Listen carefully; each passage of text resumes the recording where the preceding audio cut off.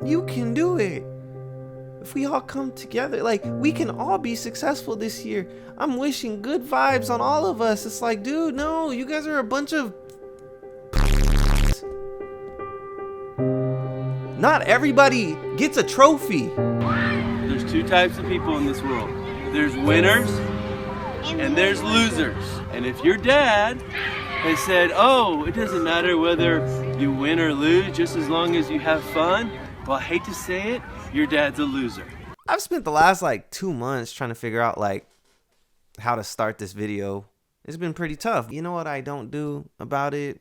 I don't look at it and just be like, oh, this is so hard. Oh, this is so hard. I feel bad for myself. No, I don't complain about it. I don't bitch about it. I'm not a victim of my circumstances. This is exactly the reason why I don't believe in self-help. A lot of times in self-help groups, it's just these people, these bananas who feel bad for themselves. They're so fragile. You guys aren't actually doing anything. You're just seeking out the advice from someone who probably doesn't really know what they're talking about. Hey, look, I'm gonna keep it real.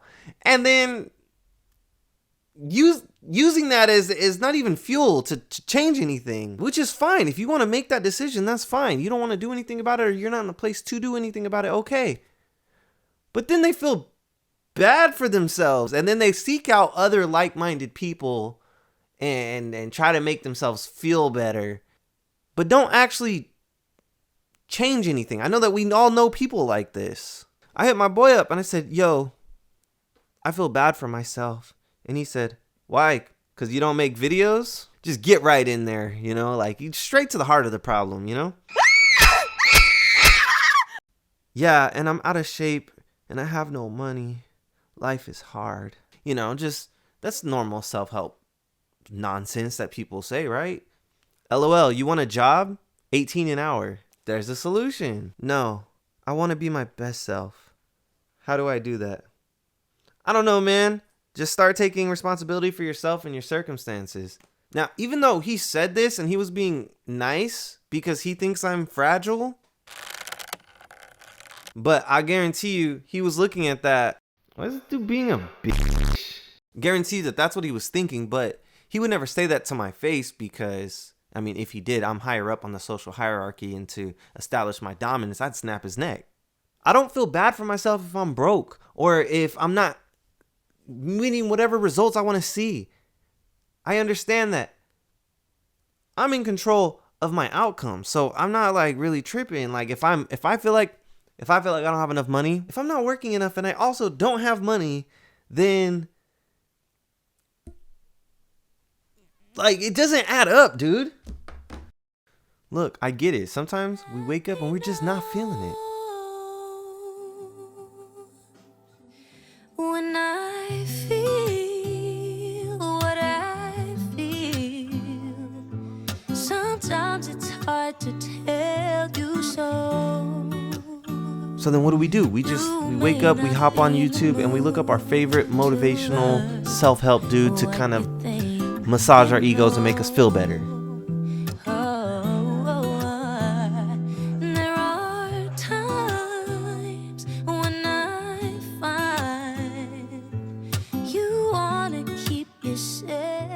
You need to be careful where you like pull your information from. Whether or not you choose to follow my advice, that's up to you, obviously. But you're already investing your time to acquire information that may be relevant in the future. Isn't that like kind of funny? It's just like you're investing your time to something that may or may not be relevant to you. Just throwing that disclaimer out there. People like Jordan Green, they give you this impression that they're a part of this group that you want to be a part of. Me and pretty much every other successful person is living proof of that. Being young and successful is a very isolating experience. Okay, why would I give Jeff Bezos or Elon Musk my money when I could do more with that money than they could do with that money? People like Jordan Green, they give you advice that's specific enough to make it feel like they're talking to you, but it's vague enough to really apply to everyone, and it's just common, like, advice. The best investment you can ever make is in yourself. Your situation is holding you back. You have to transcend your situation. The less time you spend trying to open the door that's locked and closed, the more time you have to walk through the other door that's already open. Oh, but Lil Jordy, he's He's built different. He's sure to let you know at the end of every video. Or that room differently to recover. Okay, I'm no different than anyone else. If you're built different, then how are you no different than anyone else? You could present the baddest girl to me, bro. I would not trade in what I have right here for that.